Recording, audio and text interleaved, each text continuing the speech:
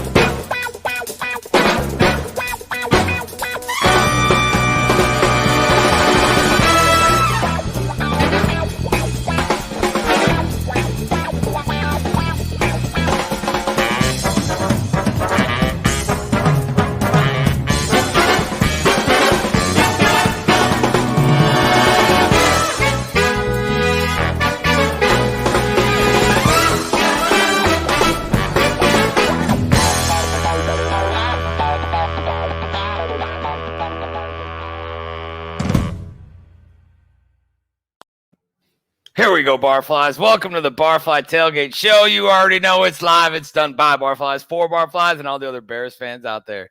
It's fucking two-man crew today, boys. Yeah, let's go. It's the AC show. Fuck them. Let's do this. It's the AC show with this dumbass on the other side. Here, I'm your host, Bobby Bombs. So we got this is the first game or first time this season, I think, that we got the late Sunday game, the 3:05 Sunday game. So it's going to be a little different, I think, unless I just, maybe I was already drunk before the game started last time. But I'm pretty sure it's the first time. We're going to kick it around the room here between the two of us, add your guys' stuff in here, get your guys' comments going, and, see how this thing breaks down. AC, what's up, brother? How are you, man? What's going on, man? I'm pumped up. Kentucky's 6-0. We just took down LSU last night, and the crowd was rocking. I'm surprised I got a voice. I'm trying to I try to work the line where I'm loud enough to be, a part of the crowd, but I'm not so loud that I don't have a voice for our beautiful Barflies every Sunday morning. Going to Georgia next week, and that's a tall task. They're going to be number one in the nation. But I know y'all don't want to hear about my Kentucky Wildcats, but I got to give an update. I got to let it out somewhere. The weather's beautiful down here in Kentucky. Supposed to have some rain rolling in later this week, so I'll have to cut this grass at some point. I don't know when, but I'm ready to go, man. I'm fired up. Let's go. Yeah, man, I started paying some dude to cut my grass. I don't even do it anymore. That's that old warrant officer over there. You know what I mean? I'm supposed to be going back to work, and for everybody out there, I've been teleworking for like a year now, and we're supposed to be going back, and Carrie and them ain't gonna do that shit when I'm gone, man. And I'm not coming home on the weekend just to cut my fucking grass. Like, fuck that. Amen. So I got some other dude to do it. But yeah, I mean, we'll get people's comments and kick this thing around. I think it's the official Fields is the starter. Nagy finally was pushed into making the fucking statement and saying that you're either starting the kid or you're fired. Yeah. I totally made that up, but I think that's what happened. It seems like that's what happened. He came out Monday, and said Andy's our starter if he's healthy, and then Wednesday he was like, well, Justin's the starter. So yeah, and he was like all disgruntled, like had like your fucking your mom just like smacked the shit out of you, and now you got to walk back over and you're like, I'm sorry. Mom Like said I can't spend the night. yeah. My dad said I got to get my bike back. And that's how it seemed. And I'm like, I thought for sure somebody was going to ask the question, but the question was kind of reworded, right? Instead of saying like, well, you just said that Andy was the starter 2 days ago. What changed? But it was reworded into so if Andy is healthy, Fields is still your starter. And that's kind of what they reworded it to. And Nagy said, yeah, he said Dalton will be healthy. He will be on the sideline, or he'll be suited up on the sidelines, and he'll be the number 2, and Fields is getting the start. So, I mean, I think if Dalton's no longer breathing down this kid's neck, I don't even know if this affected him anyway, right?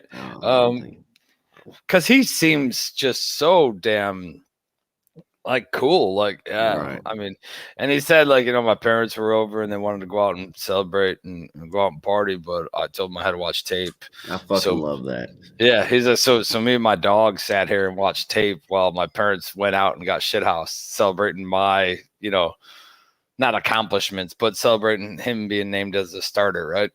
So, I mean, I think the kid's got his head on straight, but I don't know. Like, I love that he doesn't say the same. He's not the broken record that Mitch was, and he like laughs up there and does his thing, and he doesn't seem like nothing seems like it's too big for him, right? Yeah. But there's gonna get to a point where if Nagy keeps running this shit and Laser is not, the one doing it, he's gonna ruin this fucking kid. Mm-hmm.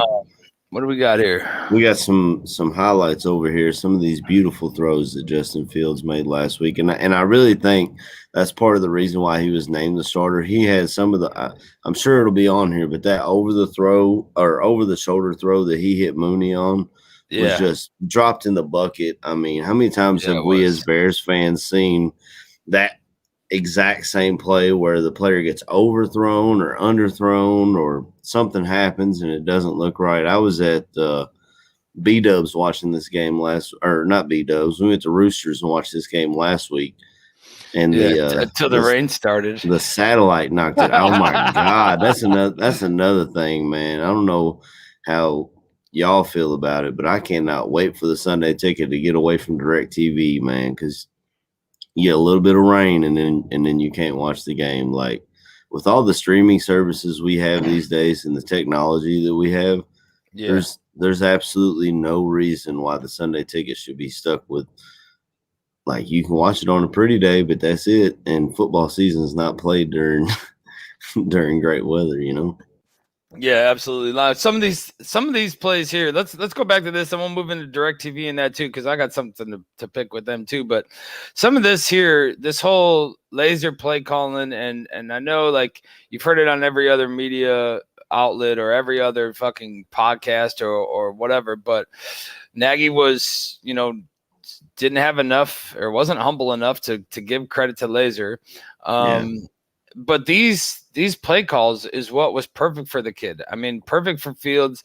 Look at like opening it up downfield. A-Rob got involved a little bit, probably not as much as he would like to. And you see his agents out there, I won't say talking shit, but letting it known again that, hey, we're in the red zone, and once again, this guy's not being used type thing.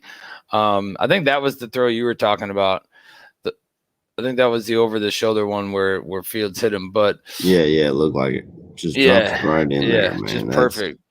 And this one, I mean, these comments where everything runs through me, that's like, it fucking reminded me straight of John Fox from a couple of years ago. Remember when he's like, I'm not the offensive coordinator. I'm not the defensive coordinator. I coordinate everything. Like, right. Shut the fuck up, man. Like, can't you just say like, hey, Bill called a great game. Like, hey, we schemed a lot of, leave it at that. Yeah, we schemed a lot of stuff this week. We did this, did that. He had his situations, and I thought he called, each situation, great. And we're going to continue to do things that Justin likes. And Bill, really took advantage of key situations of the game, and boom. You know what I mean? Like, fucking end it. Why does it Get your have to- shit together. Get it all together and put it in a backpack. All your shit, so it's together.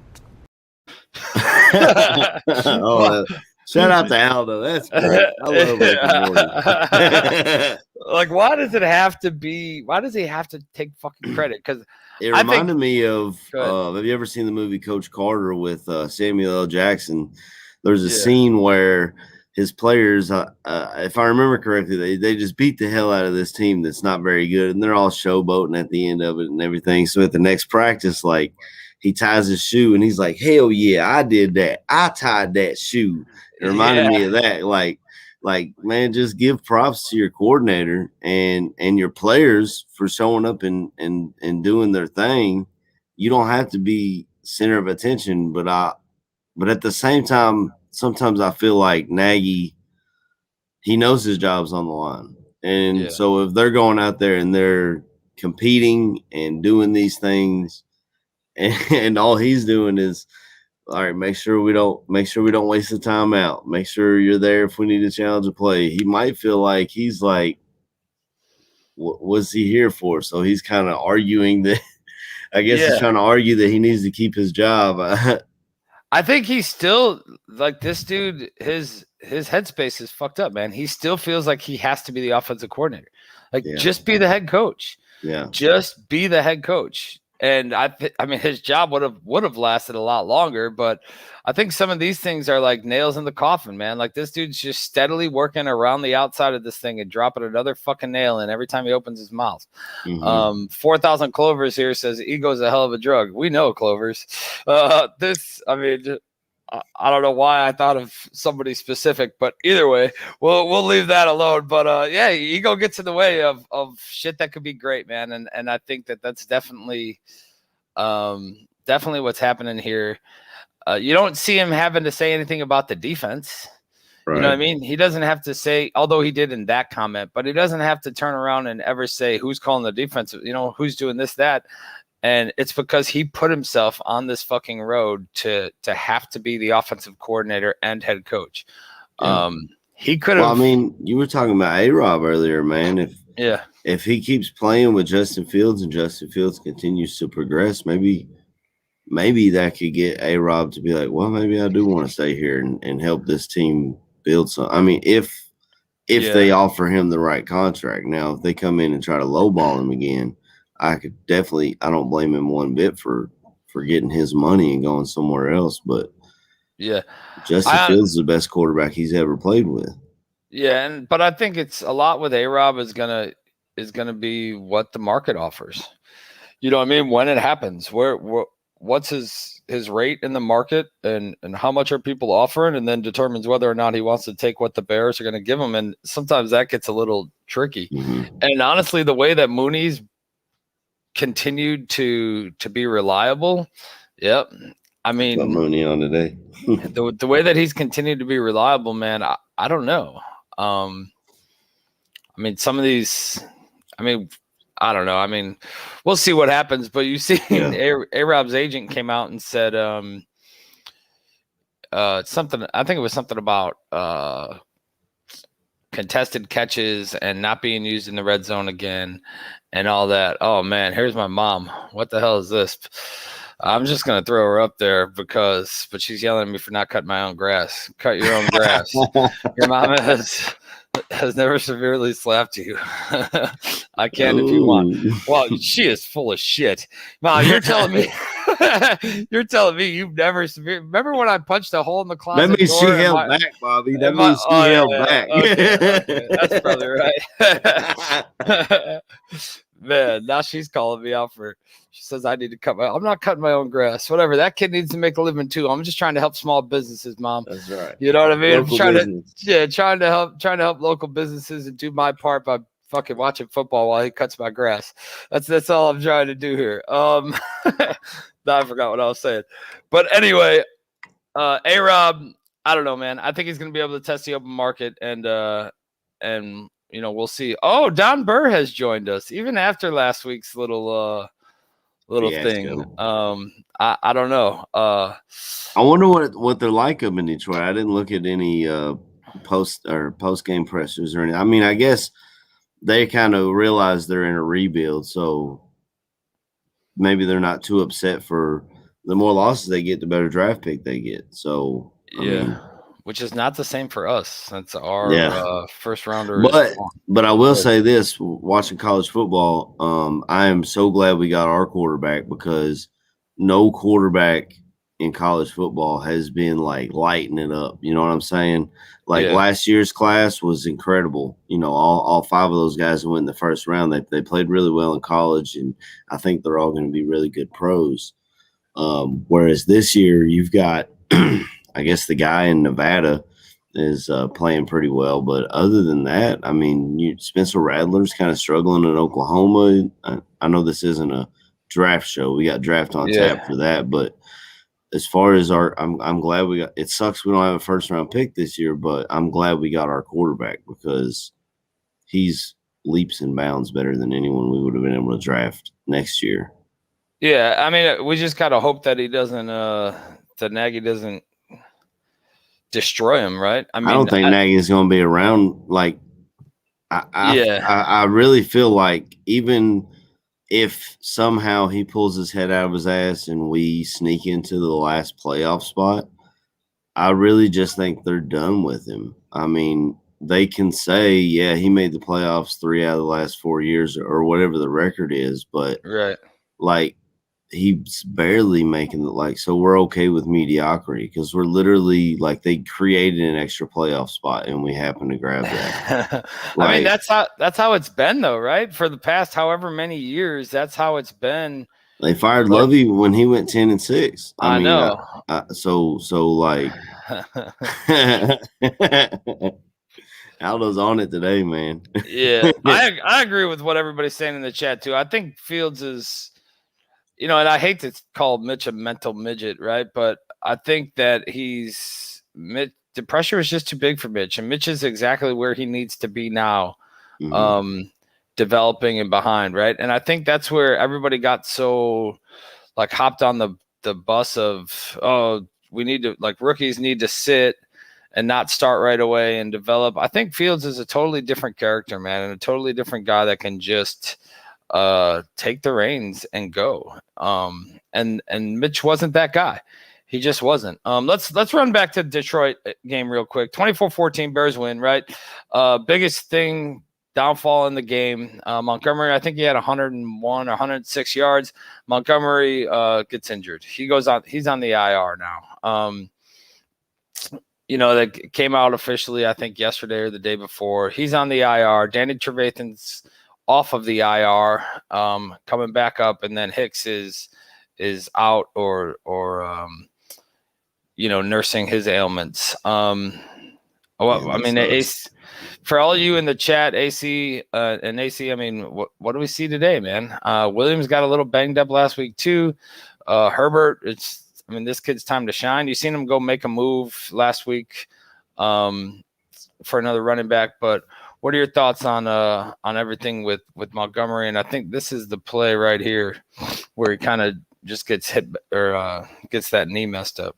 Go ahead. I talked about it last week on the preview show. I was like, we need to lean on Montgomery, and we did lean on Montgomery. It really sucks that he got hurt because I think he was like top 5 in rushing yards in the league. So this guy was even the non-Bears fans were starting to take notice of this dude, of what he can do, put in the right position, and it just really sucks that he went down. It's next man up mentality. Damian Williams has been in this spot before for Kansas City. If you remember back when they were in the Super Bowl, he didn't get the MVP, but everyone who watched the game knew Damian Williams was the MVP of that game. Yeah. And as long as he's put in the correct position, he's not going to be David Montgomery, but he's a good back, and I think it helps a lot having. It seems like Laser is the play caller now, so I think that helps a lot. It's going to be good to see Herbert get out there, see what he's got, which will also in turn start looking at Tariq Cohen like, do we need this guy around if we got Herbert who can do essentially the same thing that he does? And they called up Ryan Nall. I don't know how much of an impact he'll have on this game.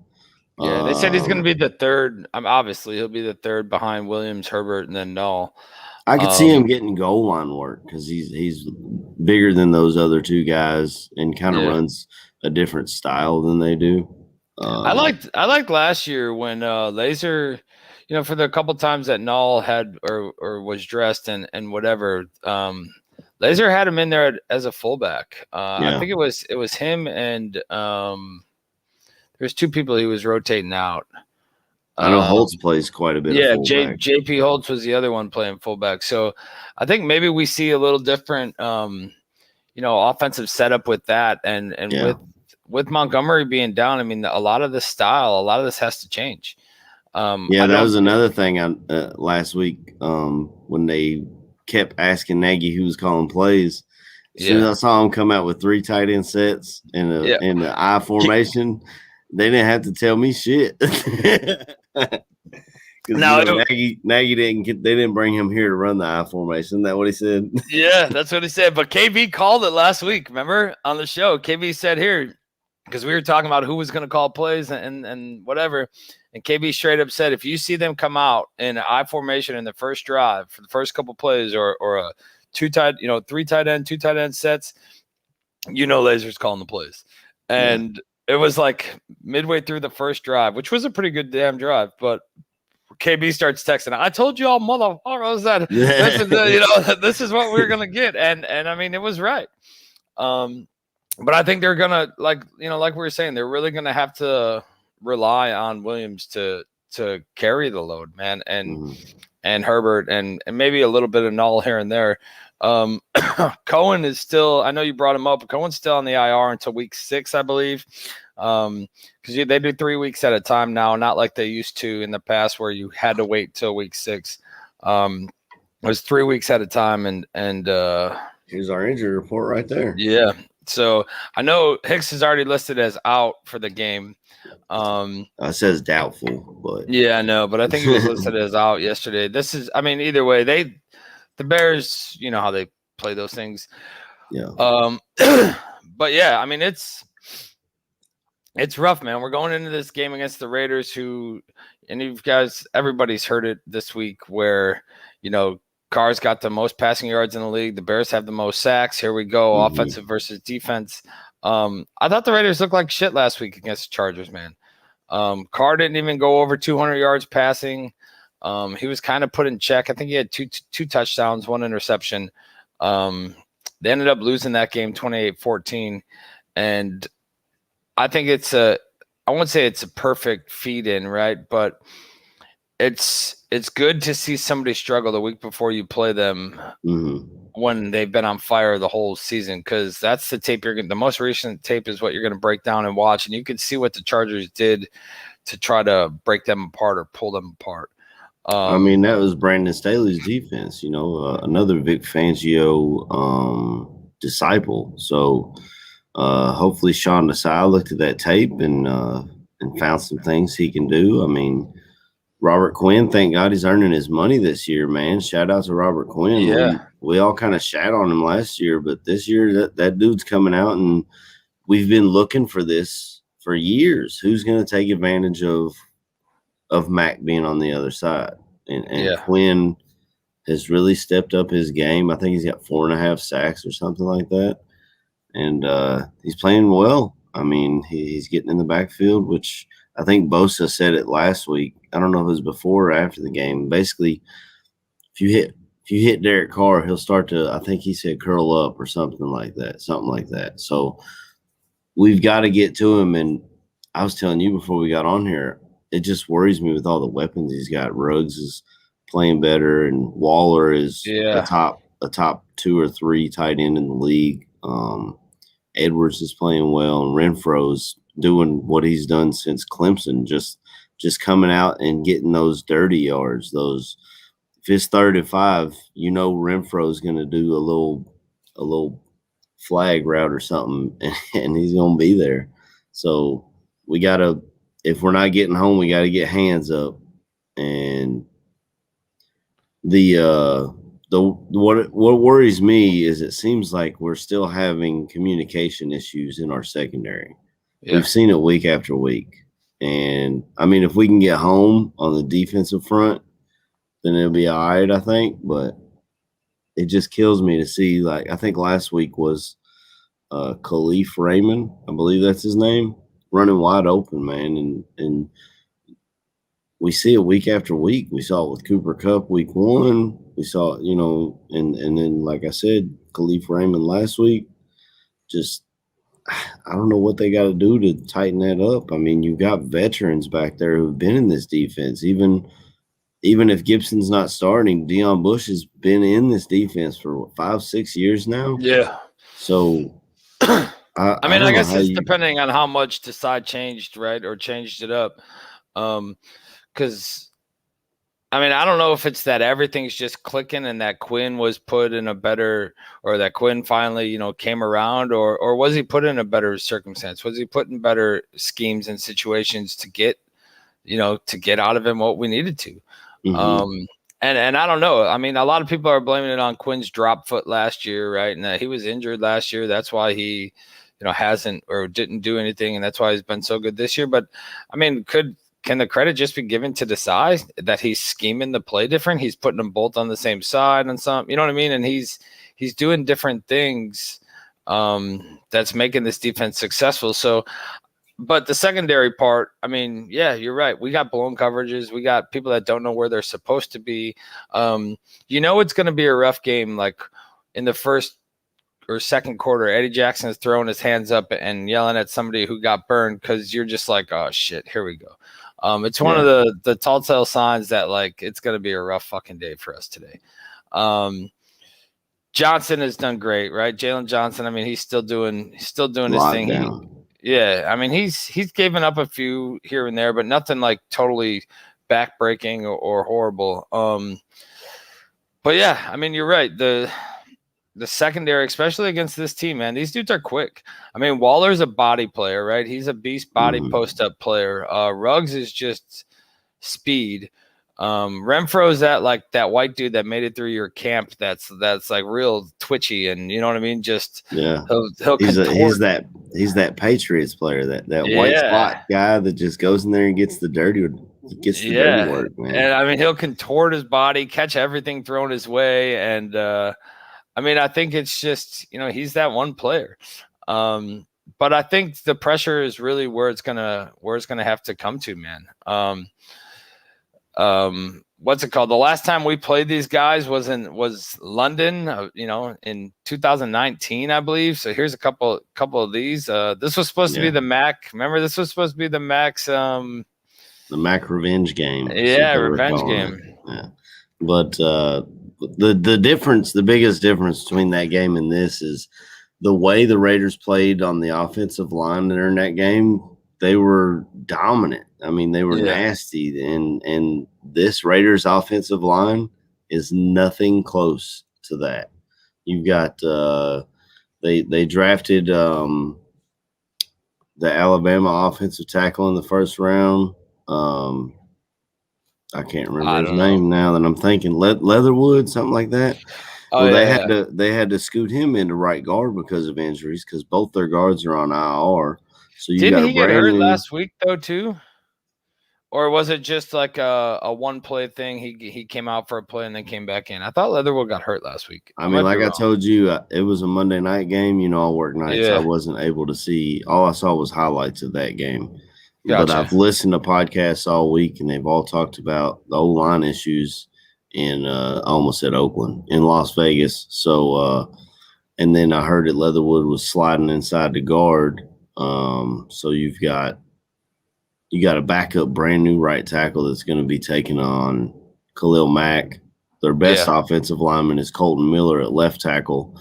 And I think I know Pro Football Focus grades, take it with a grain of salt, however you want to word that.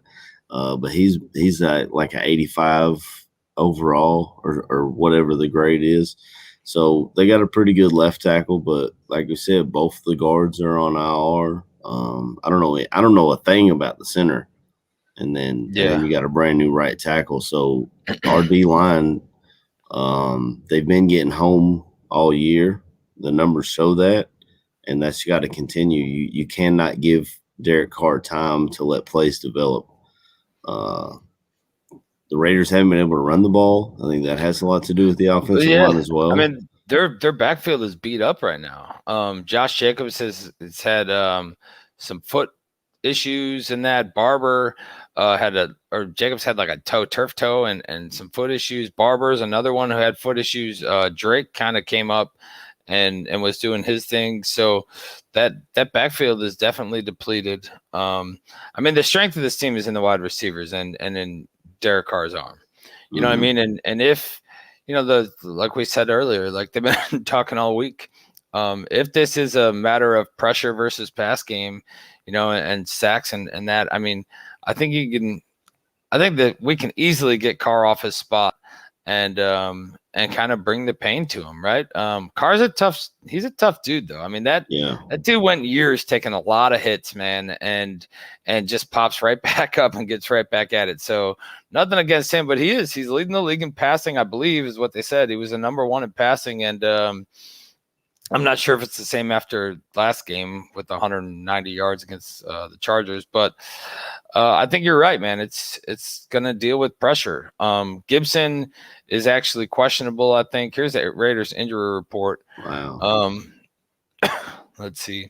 So they're down corners. I mean, if the offensive line plays like they did last week, this is a tough test. Max Crosby is a hell of a defensive lineman.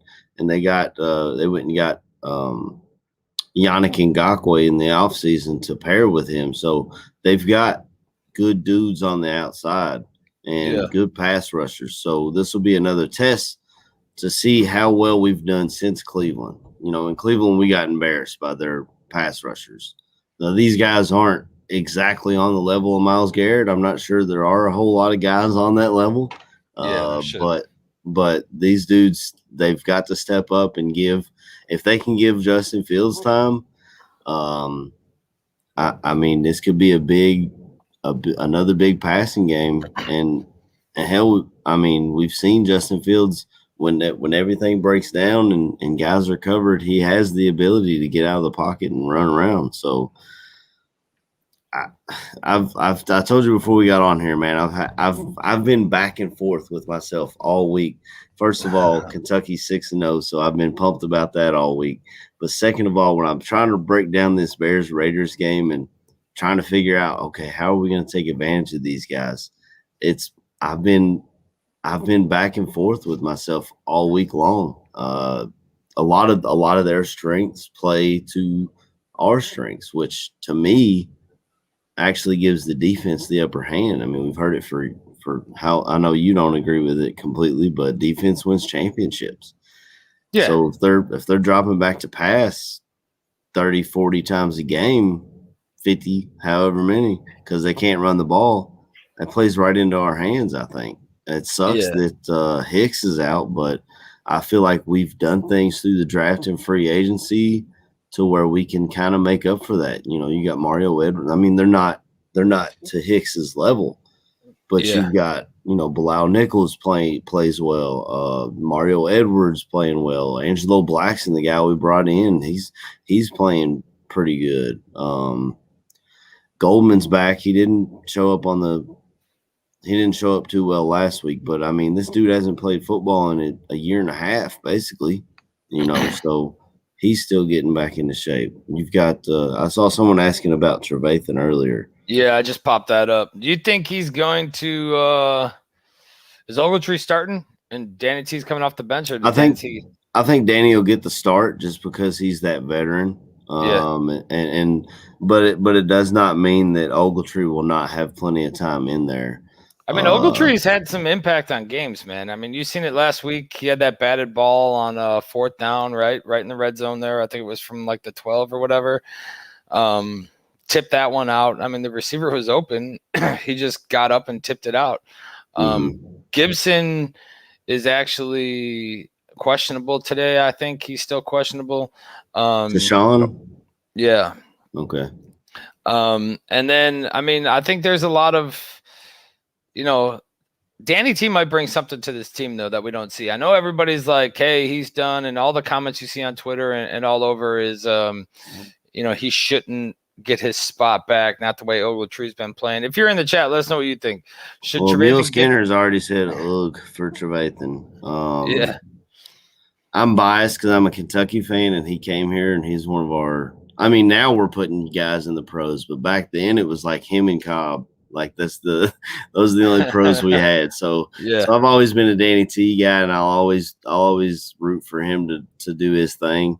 But I mean, it's hard to argue against Ogletree getting a lot of time, especially against a team that passes the ball a lot, because Trevathan has struggled in pass coverage. There's no other way to put that. I mean, he's just, even back to college, he's always just been a tackling machine. He just racks up tackles, and that's what he does. He's great against the run. But I think they're not going to just throw Danny T out there after 3 weeks off and have him play the whole game. I think it'll be like a ramp up type thing. They might put him in first down.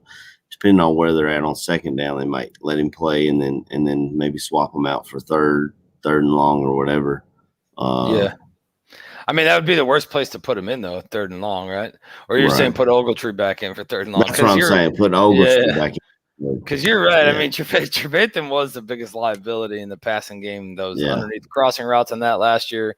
I think Ogletree – I think Danny should obviously get some playing time, but who knows what the size got dialed up for him, right? And what impact he's going to bring to this team, because, we've heard it in the past. Roquan's calling the plays, right? And he's getting the plays into his helmet. And he's leading the huddles and that. But Danny was just more of, of that vocal spark. Leader. Yeah, of that vocal leader on the field. And it's just how it went, man. And we'll see. I mean, I think he's a guy that and I hate to say it like this, right? But he's a guy that we could have moved on from in the past. And, last season he could have been gone. This past offseason, and then he comes out, gets injured, right? And a lot of Bears fans are down on this dude just because they think he's not only a liability in the passing game, but he's a liability on the roster with previous injuries and that. So we really have to see today, why do they keep him? And I get he might not get a lot of playing time. They made some questionable decisions in the offseason, man. The Jimmy Graham, keeping him has looked worse and worse. I mean, they're paying this guy $10 million a year and he's got like 6 snaps on the field. I mean, that you couldn't keep a guy like, could you imagine Kyle Fuller on this defense? And you were able to slide Vildor, who's been holding his own outside, but you would have been able to slide him into the slot, which has been a liability. There's no other way to put that. Teams have been attacking that slot corner, and Duke, they've been going after Duke like crazy, man. Right. And you got Renfro, and they like to put Waller out there sometimes, and it could be an issue today. Unless we can get home and get there before the ball comes out, Yeah, I totally agree with you on the Jimmy Graham thing. I was on the boat of keeping him. I was on there as keeping him because Kmet had. I think we need to see a lot more out of Kmet, right? I don't think Kmet has blown the top off or become this route runner or not, I won't say slash, but route runner or blocker, or he's not. I wouldn't say that he's in the top 10 of anything, right? At the tight end position. Jimmy Graham came in last year, had the most touchdowns for the team, and proved to be that target. And the reason I wanted to keep him, and I know the contract and all that, but the reason I wanted to keep him was because of Fields. I wanted Fields to have that safety net, to have that, that tight end to go to. If there's a game to unlock the tight end, the Raiders struggle against tight end and crossing routes. They've got Kwiatkowski there, who we remember here in Chicago. He's a beloved. Quick. He's a beloved linebacker for our Chicago Bears. A lot of people thought they should have kept him over Danny T. But they struggle against the tight end. I saw this poll come up. I voted yes, but the thing is, Let me go vote. The thing is, just because it says start, like that just means like they're in there at the start. You know what I'm saying? Like they could literally give Danny T the start. He's in there on first down, and then literally the second down they could bring Ogletree back in.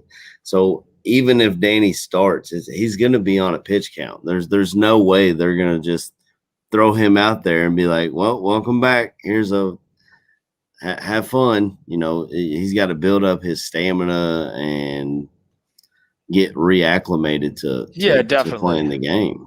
I mean, I don't mind him coming in, right? I'm not against any of that. I don't know why. Maybe my shit's not updating right. I can't find that. Either way, I think the worst thing to do would be to just hand him the spot back. And I don't care how many years or whatever he's had in the league. He's been on a decline for the last 2 years. And in order for, if they leave Danny T in, Carr's going to pick him apart. He's going to find the matchups where Danny T's in coverage, and he's going to fucking pick him apart, man. And I think if we were to just kind of hand it to him, then that's where we end up losing this game. I can see your point there. Yeah. And Darren Waller's and if he didn't go to Kentucky, I'd probably say, fuck yeah, take him out. You know, I'm biased. I just can't be unbiased in that opinion. I'm sorry. But I kind of feel like Darren Waller's going to tear apart somebody, regardless of who you got back there. You have, I mean, unless Urlacher found a time machine, he came in this motherfucker, he might be able to. Because Urlacher was, I mean, but he played safety in college, so he had that coverage ability. There's not a lot of linebackers that can match up one-on-one with Waller. They just don't exist. Yeah, I mean, the dude's a beast. He's a big body beast. The thing that he's been getting lately, though, Waller's been getting those push-off calls have been going against him. The first couple of weeks, if you've seen, so I was paying attention because I have him in one of my fantasy leagues, right? So I was paying closer attention to Waller, but Waller was getting a lot of those push-off plays where he was kind of gaining separation by extending the arm and then getting it. And he is a beast. Like, don't get me wrong. But last week, I think he was penalized on that like 3 times on a couple of big plays, man, where he gained separation by, the 2-arm push and was his arms fully extended type deal. And it went against the offense. So those plays came back. And I think, I don't know if they're going to get those calls today, right? But it's something to watch for, man. It's something to see. I could see Bears fans start, the tweets start shooting out already where this is offensive pass interference and that play shouldn't have been whatever. Yeah. But you're right. I mean, the offense is, they're tough to go against, man. If this air attack, if Carr gets this air attack going, man, we're in for a long fucking day. If we can't get the pressure, we can't scheme for pressure, we're in for a long day. And John Gruden, to his credit, like when he came out and I found out they were signing him to a 10-year deal, I was like, y'all really calling Gruden up? He ain't been in the league in how long? And to his credit, man, he's been able to come out and show that his offense still works. I mean, something came out about an email that he sent. There's some controversy going on. Yeah. I don't know exactly what it was. Some sort of racial thing that he put out, and I think I saw someone put in the chat earlier asking if that would be a distraction. It could be, but another thing to think about off the field in this game is sorry, we just got a text from KB and it threw me off. To see this stadium out here, we've seen they went and saw the stadium in LA. Now they're going to see the stadium in Vegas. Yeah, maybe there you go. Try and be like, okay, Arlington Heights, let's get some ideas of some things we're gonna do with our stadium, some things that we want to do. I think Allegiant has like a nightclub in. I don't know if we're gonna do all that, but like as far as bettors, like because sports gambling is legal in Illinois, correct? So that's another thing to look at, or what they might be able to build up around. No, you can gamble in Illinois. Yeah, so that's what Yeah. I'm saying. Oh, okay. Yeah, I mean, yeah, it's a thing. I mean, we know a guy who I think is going to live pretty close to the stadium that they build. So, I mean, he's going to have to clear a spot in that basement for me underneath the fucking hockey machine. But Hey. you know, there's there He might be might have to open a hotel just so he can pay the taxes that he's gonna have to pay him for that motherfucker. Hey, so I know it doesn't work when you mute his mic, but I'm just hoping that motherfucker's alive by the time the stadium's built, you know?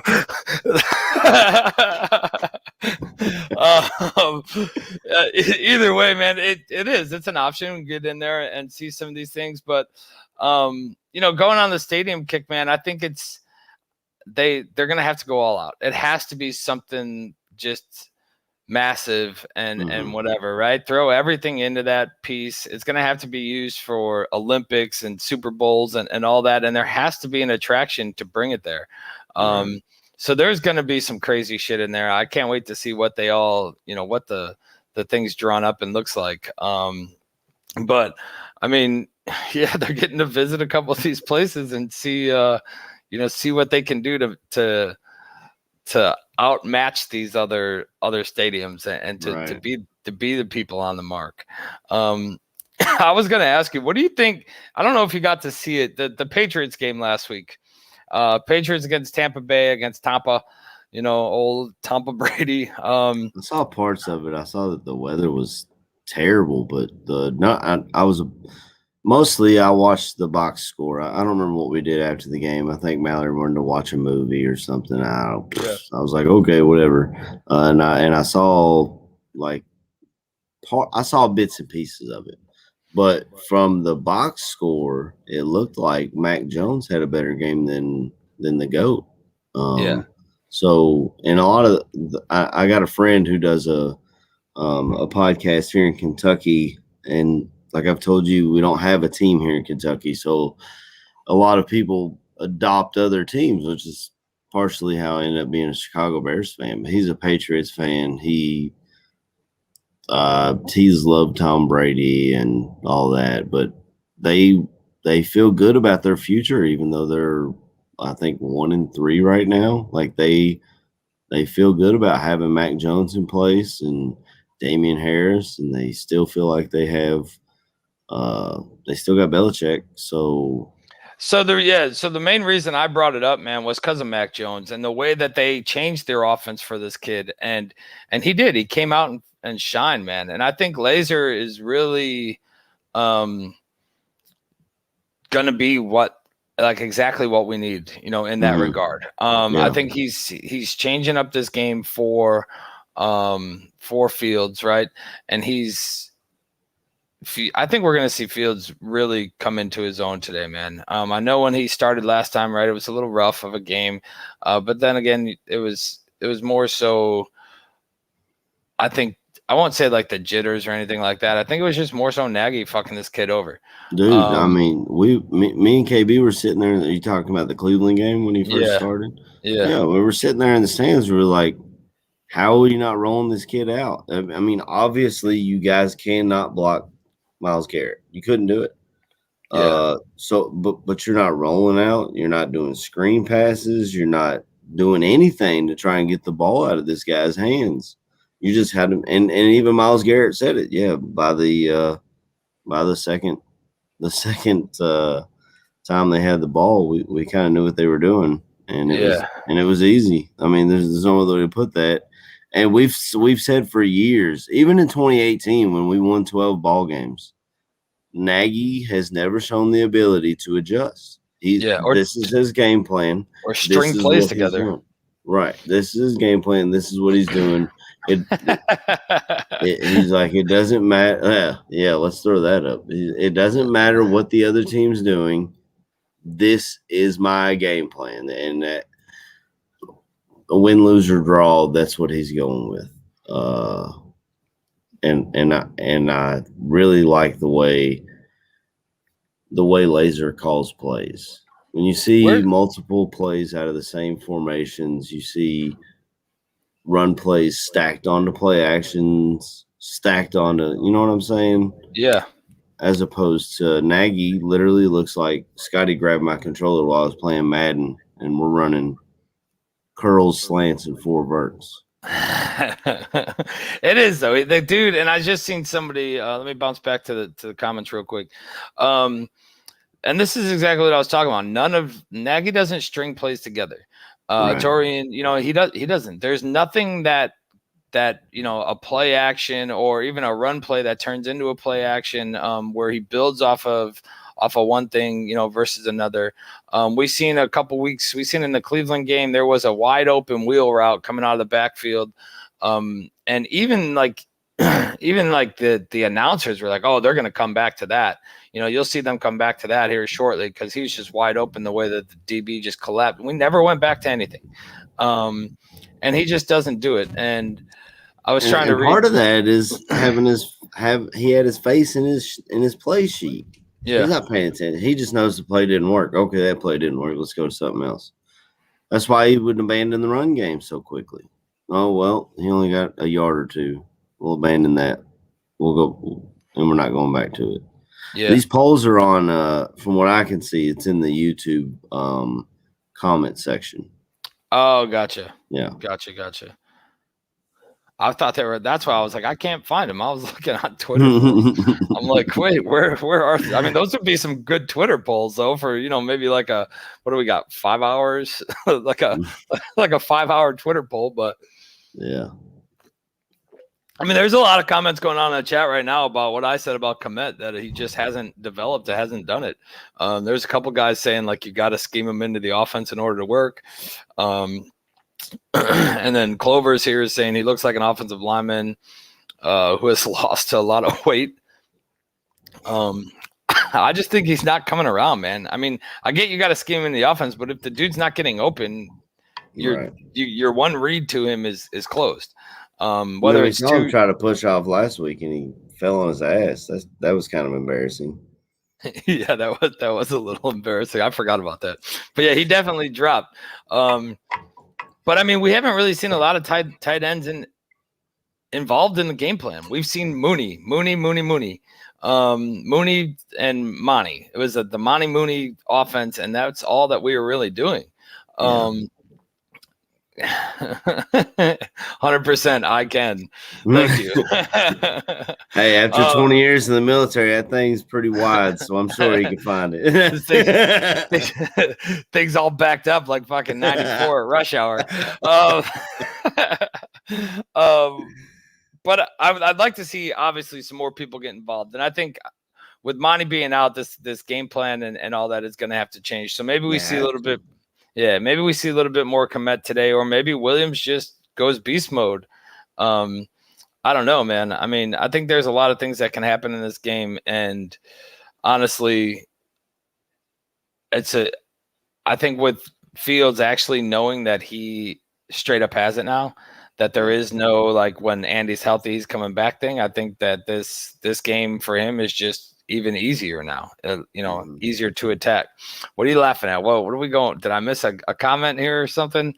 Or are you just laughing at my butt? Well, I was going to say, I know our Barflies love hearing us talk about our fantasy teams, and I hope Williams does kind of go off because I may or may not have picked him up in a league or two, as well as starting him in some DraftKings lineups to try and get your boy a little bit of cash. So there you go. To Don Burr saying Detroit gets their first win today. There was actually a poll yesterday. I don't fucking know. There was actually a poll yesterday that said, when will Detroit get their first win? And I think the majority of the votes ended up like week 15 or 16. Wow. That's a rough fucking season for you, Donnie. I know the Packers are in Cincinnati. Actually, when I went to that Kentucky game last night, they were playing LSU. A lot of those LSU fans were heading up to Cincinnati today to see Burrow and Chase take on the Packers, and the Bengals are going to find out if they're for real or not. They're only losses to us. Yeah, they haven't played great teams, but they found ways to win. So we're all going to be Bengals fans today, I guess, and Bears fans, 100%. Of course. I mean, the two early games that we got division-wise is Detroit against Minnesota in Minnesota, and then Green Bay in Cincy. So those are some early games to pay attention to. Obviously, affect the conference or the division in that. I don't know if Detroit can beat Minnesota, man. The way we were able to throw on them, Minnesota's got a lot of weapons, with Thielen and Jefferson. If they can keep Kirk upright, man, I'm sorry, Don. I don't see the Lions getting that dub today. I would love it because it would push us. If we can win, it'd push us even further ahead. Yeah. You got any concerns with Mac and the rib and the foot being listed as questionable?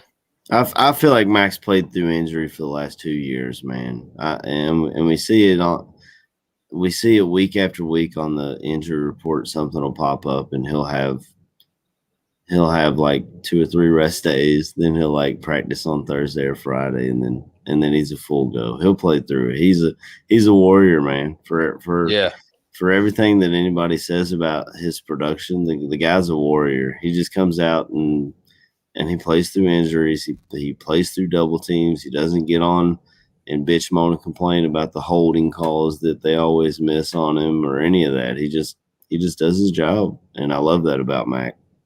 Yeah, I mean, for all of you out there, if you're if you're listening and you're trying to get some football action, don't forget there's a London game today. The Jets and the Falcons. Oh, that's right. They're playing now, aren't they? Yeah, Jets and the Falcons have already kicked off. The Falcons are up 3-0 over the Jets with about 3 minutes left in the first. Oh, 10-0 now. That kind of sucks for London, though, man. They get to, y'all can go out and watch 2 of our worst teams in the NFL. I mean, I don't even like the London games, man. So early, I forgot all about it.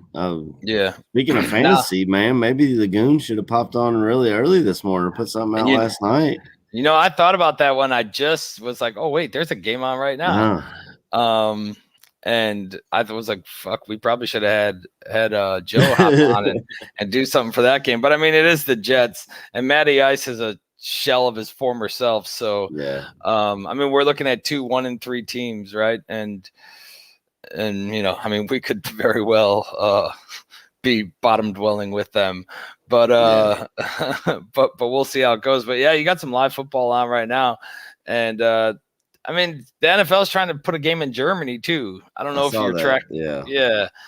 I don't know, man. They're trying to make it like this worldwide fucking thing. Pretty soon you're gonna have, like a team out of these places. And they talk about the Jaguars wanting to be in London. I mean, with what Urban Meyer's doing out there, who knows how long? Yeah, who knows how long they're going to stick around in Jacksonville. The Bears are the most popular team in the UK. They might be. I don't know, man. I have no clue. Clover's just said, if I'm not mistaken, the Bears are the most popular team in the UK. I think maybe we got fans over there. George Bayless is over there. Yeah, that's what I was gonna say. I think maybe because we see more of them just because of the company we keep. Yeah. But I really don't know. There's a great poll that just popped up. It says, "What's worse, Detroit sports or eating shit?" I chose eating shit because, for as much heartbreak as we've had in Chicago sports, those dudes over there, and we talked about it last week. I mean, they went toe-to-toe with the Ravens and then lost to a record-setting field goal, Yeah. And they do it with the Red Wings. The Pistons have done that for years, other than the 2004 team that the Pistons won the championship. They've dealt with a lot of heartbreak out there, and then they walk outside and it's that city. So there's that. I mean, if you've ever been to Detroit, you know what I'm saying. Oh, sorry, man. I started That's dying. cool. Here. I hear you dying over there. I'm trying to carry it. I feel like we're kind of going off the rails here. Yeah, whatever, man. It's just rapid fire. All right, let's dial back into this game. I know we got a little bit more coming, but let's dial back into this game. We seen last week Mooney went off, right? I mean, maybe not went off, but he's obviously Fields' number one target. Yeah, 5 catches, 125 yards, and Yeah, a touchdown. I think he was just the. I think he. I don't know if he's the first look, right? But I think the way that the offense is running, and I know they want to get A-Rob more involved. I think A-Rob's the first look, and A-Rob's not getting that separation or not getting that getting the distance, and or just the route hasn't developed yet because A-Rob's been more of a deeper threat than underneath. What do you if they change if somehow A-Rob became the second or the third read? Do you see A-Rob getting more involved in this offense? Do you see them trying to get him more involved today, or is he just going to be the same? I think they're playing matchups. Last week, the issue with the Lions where they were really hurt in their secondary. So, their number one corner was down. I think their number two corner, I think they may have had a safety out. So they were literally down to like a safety that they turned into a corner going against Mooney. So I think they were just like, yeah, we're going to attack that. And this week, we might see some A-Rob because they have injuries at the cornerback position as well. But I feel like, and I'm just going to call my shot. I feel like they're going to go after the tight ends. I really feel like we have the ability to take advantage of the linebackers of the Raiders and go after our tight end. So for all the Notre Dame Bears fans, I think this could be Cole Kmet's. It needs to be Cole Kmet's game. You heard it here first. That's where it needs to be. And Bill Lazor's a smart enough play caller to attack the areas. Like it's not always going to be. They're not always going to attack. A-Rob's great, but they're not always going to be like, we got to feed A-Rob. We got to feed A-Rob. A smart head coach takes what the other team doesn't do well and attacks that, Yeah. I mean, I was talking about Belichick earlier. We've seen it out of him for years. He's going to take what you don't do well, and what you do well on offense. That's where he's going to attack you. So to me, that's what it is to me. I don't know. Yeah, I think we see a lot of short game at the beginning. Kind of like, kind of the quick game at the beginning. Komet has to have a game, right? He has to. If there's a game to have, it's got to be. Well, not got to be, but this is a good matchup for him, and to get going. Especially I'd like to see him. Sorry to cut you off. No, good. Sorry, man. I'd like to see him. You're not really sorry. We know it's the AC show. And well, things just pop up in my head, and I'm like, I better say something, or I'm gonna forget that motherfucker because that's just the way I am. I'd like to see him with Damian Williams and Herbert. They've got some speed back, so I'd love to see him get the screen game involved. I know a lot of people have shat on Nagy for calling a lot of screens, but that's the best way to offset this pass rush. Is if you make Max Crosby and Yannick Ngakoue think about, wow, this running back's leaking out in the flat or screen game, it also helps with your offensive line if they're not very strong. So that would be my game plan, but I'm not getting paid. Yeah, I think we see a lot more of the tight end today just because of Montgomery going out. Yeah. We'll see Williams and Herbert thrown in there, right, and get it going. I mean, I won't be mad if Williams goes out and has himself a 100-yard game and goes off, but I just think that there's going to be a, committee backfield today, and with the workhorse out, that we'll see the tight end get involved a little more, and see how those reads go, man. I mean, we've heard. Fuck, I'm dying. We heard all about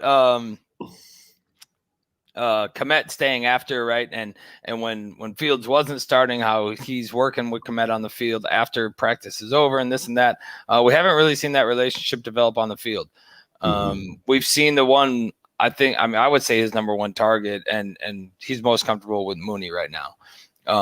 I would like to see a couple of those other ones develop. Obviously, we want to see him move the pocket. Get outside. I mean, I'm not mad when Fields takes off running. Yeah, That dude just puts another like he just just a little, glides, man. He looks so like a gazelle out a there. There's no gazelle. other That's way what I to put was it. just gonna say. He just, yeah, man. I'm right there with you. The way he shows his athletic ability. I mean, I'm and like I said earlier, I'm glad we got our guy because I'd hate to be in a position where we needed a quarterback and I'm watching these quarterbacks on Saturdays going, ugh, I better, you know what I'm saying? I mean, there's just not a lot out there. What happened to the Bird wide receiver? He hasn't shown separation. As far I mean, as he's been in there. He's been in there. He's got some snaps. There was another question earlier too about Tevin Jenkins. Although just put it or answered it there. Still rehabbing. No word on the Bears. The only thing that I seen, and it was last month, and it was saying that it's a possibility that he misses the whole 2021 season. I think it's going to come down to what we like. He's still getting healthy, and you think he's pulling? You think he's pulling fucking golf carts? I hope not. But I think it's going to come down to where we're at when he's healthy enough to come back. Because, like, say he's ready to come back, I don't know, week 9, week 10, and we're out of playoff contention at that point. At that point, I would probably just sit him the whole year. I mean, there's no reason to rush him back if you're not making a playoff push. Plus, I think is Larry Borum is he back this week or next week? No, I think he's eligible to come back next week, but they said short-term IR, high ankle sprain. That's a guy I'm ready to see back. I want to see him at that left tackle position. Peters has, I mean, the guy was fishing when we called him. He was on a boat. Yeah. So shout out to him for actually coming back and trying.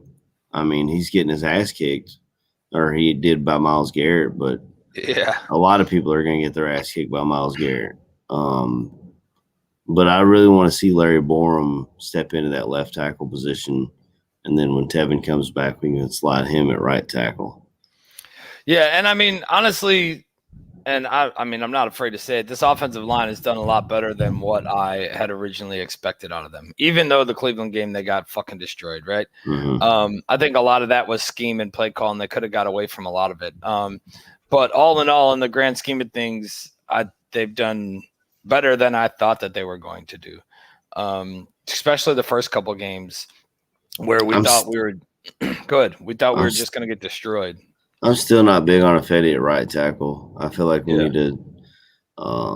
We definitely need to upgrade. I'm just saying that they've done better than I expected, even with the Cleveland game getting fucking beat up.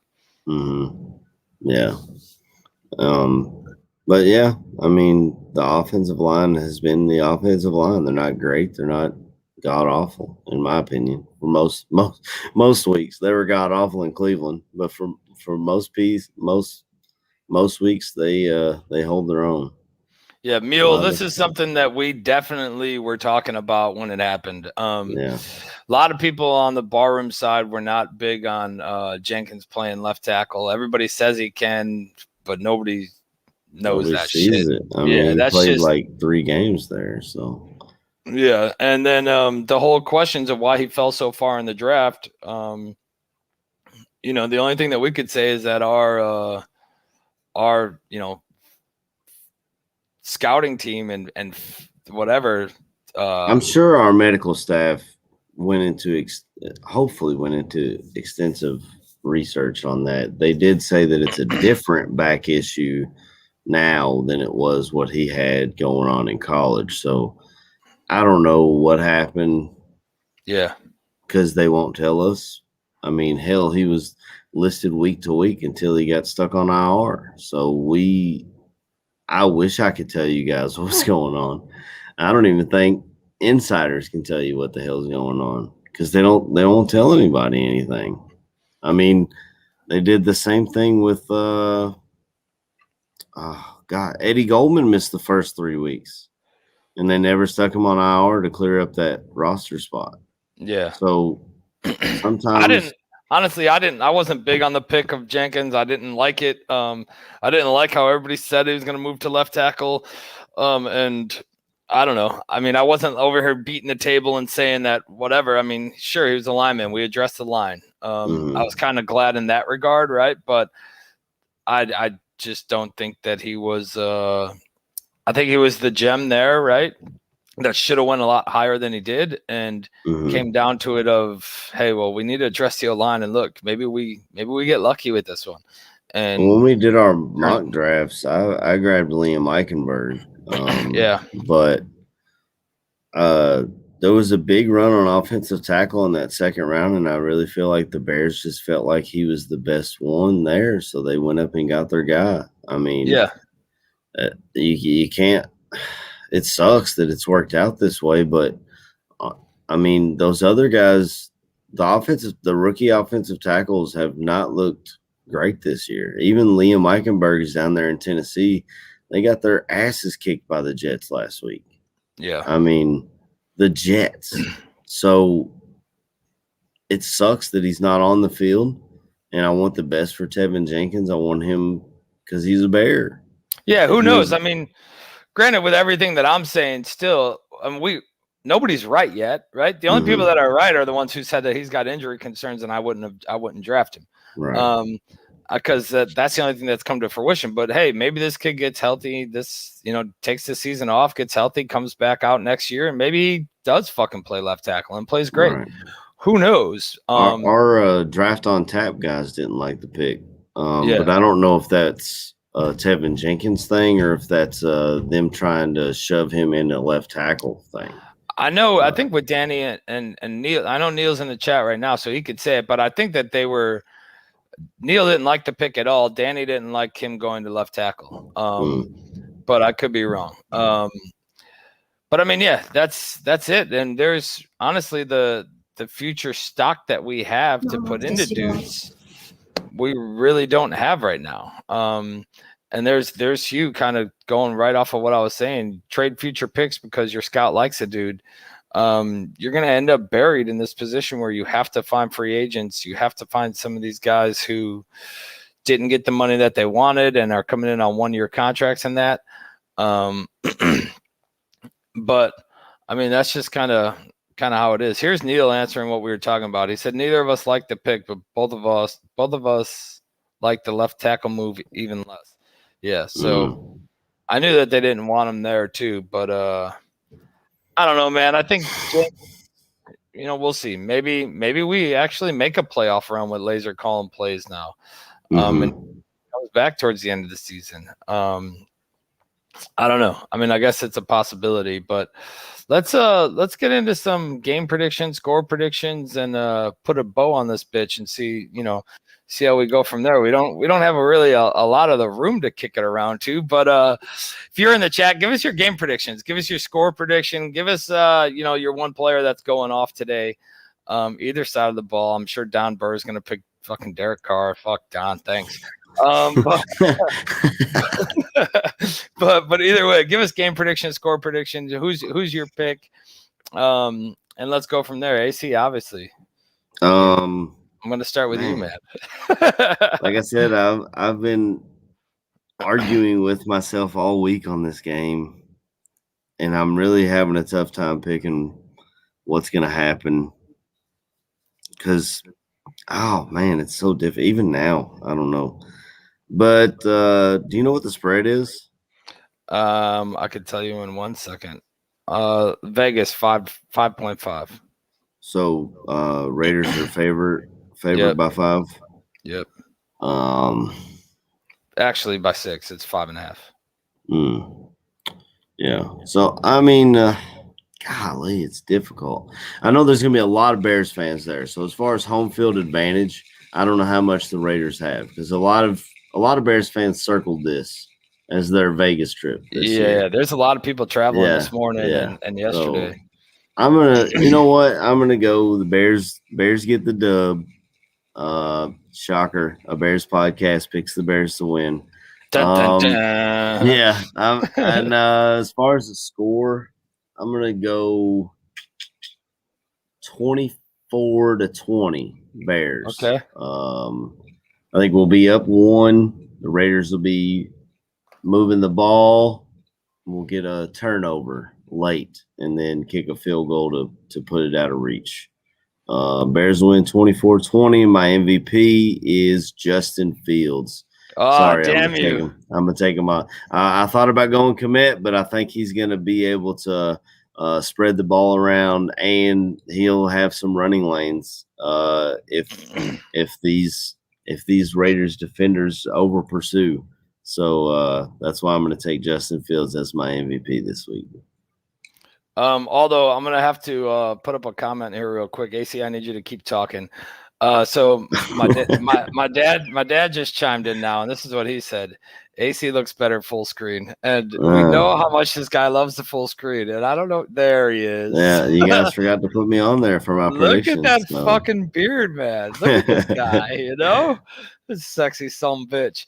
All right, so I'm gonna go. I was doing the same thing, man. I was kind of. You're gonna keep me full screen while you do your prediction now? Yeah, just so it's better for you. I kind of was gonna leave you there, but that's okay. Neil Skinner, you can't steal my prediction.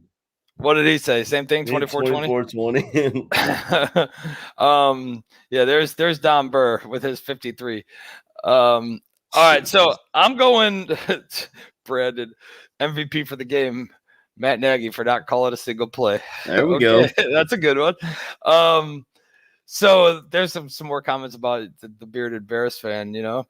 I'm going to go with Bears winning 24-17. I'm going to say that the kid does it. Justin Fields, 250 yards passing. I think he takes some of that yardage that Monty would have got, and they scheme him into more of these runs. And he kind of keeps our ground game going. I'm going to say it's a fourth quarter drive. Justin Fields for the fucking touchdown, for the win. A 17-17 game going in, and Fields fucking puts it on his back and ends up scrambling in for the touchdown, either on a, you know, keeper up the middle or maybe an outside, who fucking knows, but that's the play I'm going with. I think Fields is really going to come into his own today, man. I'm going to say he has more passing yards than Carr. And this defense continues to succeed. You know, take one away from Carr somewhere along the line on an interception, and just get after him, man. I think this game really is. I think this game is a turning point for the Bears. And I won't say turning point as in that we desperately need, right? Because we're 2-2. I think we do desperately need. Look at our schedule. Yeah. Aldo, do you have that graphic of our upcoming schedule? I mean, we got Raiders and then Packers. I think we got the Bucks after that. I mean, so we've got a lot of tough games coming up, and we're trying to keep pace with the Packers, who just after week 1 they figured it out, and they've. Yeah, there you go. I mean, we got Packers, Bucks, Niners, Steelers, and then a bye. And then after the bye, you got Lamar Jackson. So, I mean, we got with this schedule coming up, you got to keep winning if you want to stick around. But at the same time, as a Bears fan, I want to win. As a Matt Nagy not fan.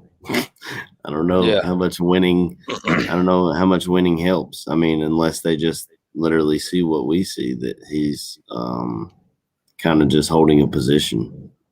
Yeah, Harbor. We kind of talked about this earlier. He's listed as questionable, but we'll see. I'm sure he'll get out there and play, but he's listed as questionable right now. Travis Gibson started coming into his own last week. Let's see him continue to build on that. We need a nice rotation of pass rushers. Speaking of Gibsons, get the Gibson brothers going. Yeah. But yeah, you're right. And then some Edwards today. Keem's out, right? So we're gonna need a lot out of Travis, a lot out of Bilal, Mario, a lot out of Bilal. I mean, some people are gonna have to take the slack up and pick it up. So we'll see how that goes. Otherwise, man, I think it's gonna wrap this thing up. You want to go over to shout outs? You got anything that, you know, for the people that you want to throw out there, AC? Hey, shout out to everybody in the chat, man. You guys have been with a 2-person show. It's kind of difficult to carry.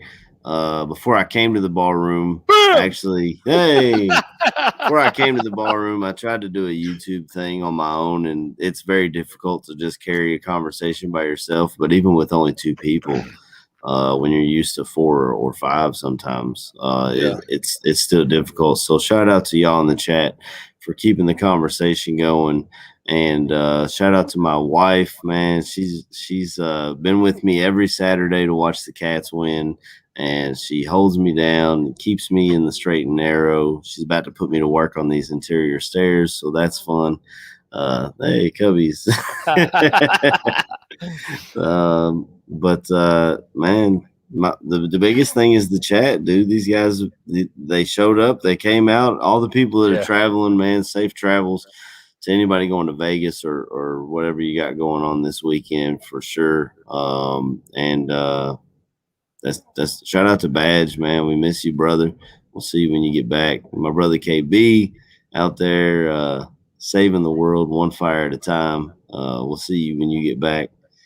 Hey, go Cats, Mule Skinner. My mom just invited us both to Chicago. Hey, Mom. We appreciate you, Mama. She gonna make us some pizza. She's making something. Yeah, shout out to everybody who joined us today, everybody in the chat, everybody going to the game, the tailgate, the tailgates out there and all them. It's a little, we've talked to a couple people that were going to the game. I know we said before we're gonna try to have some of them on, but we honestly go a little earlier than when they start, turning up at the tailgate. They're like, they got it like in the car on their way to go park, you know what I mean? And then we're normally wrapping up, but that's okay. Join, right after this, stay with us for Fantasy Football Goon. Shout out to Badge KB. Shout out to my kids, man. I mean, even you got a house full today. Yeah, I got a house full, man. Everybody came home. Everybody came home from college this weekend. Last night it was just, the dining room was packed with their friends and shit, and it's cool, man. Good to have everybody back and in the house. So just a little wake up call yesterday morning when their kid's fucking pounding on the front door because she doesn't have a house key anymore because she doesn't know where it's at and she's locked out, and but whatever. It's good. Have a garage code or anything? No, she doesn't get any of that shit. No, I'm kidding. But shout out to them, and then just to everybody in the bar room, everybody, all these shows, man. Everybody, I mean, you can literally go on a 7-hour drive, because I've done it, and have nothing but bar room to listen to. It's all new stuff, and week after week, the content and everything that the network's providing is great. Shout out to Mr. Aldo Gandia for making it all happen. Thank you, brother, and for playing backstage with us today in the war room. I'd say you did a better, man. You did a better job than Pace. Yeah, catch these guys at halftime. Catch them after the game. Barroom Network's all you need.